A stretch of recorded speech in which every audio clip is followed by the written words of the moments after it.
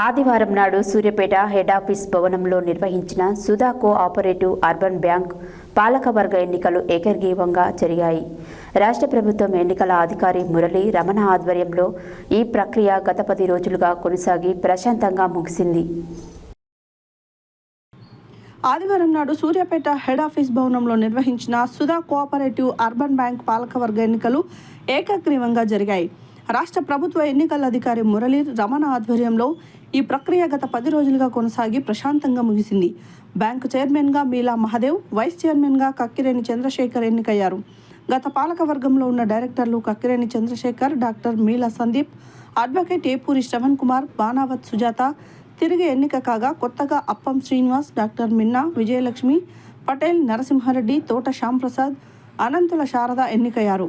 ఎన్నికైన పాలకవర్గ సభ్యులతో ఎన్నికల అధికారి ప్రమాణ స్వీకారం చేయించారు. గత 7 సార్లుగా పాలకవర్గం ఏకగ్రీవంగా ఎన్నిక కావడం సహకార బ్యాంకుల చరిత్రలో ఒక రికార్డుగా ఎన్నికల అధికారి చెప్పుకొచ్చారు. Bank managing director Peddireddy Ganesh మాట్లాడుతూ, బ్యాంకు యొక్క పనితీరు, బ్యాంకు అందిస్తున్న ఉత్తమ సేవల ఫలితం సుధా బ్యాంకు పట్ల వాటాదారులలోనూ ఖాతాదారులలోనూ అంచెలంచెలమైన విశ్వాసం ఉందని, ఈ అచంచలమైన విశ్వాసం ఈ ఎన్నిక ద్వారా తేటతెల్లైనట్లు పేర్కొన్నారు. వాటాదారులందరూ ఎన్నికల ద్వారా మాపై ఉంచిన విశ్వాసాన్ని మరిన్ని మెరుగైన ఫలితాలతో నిరూపించుకుంటామని పెద్దిరెడ్డి గణేష్ తెలిపారు.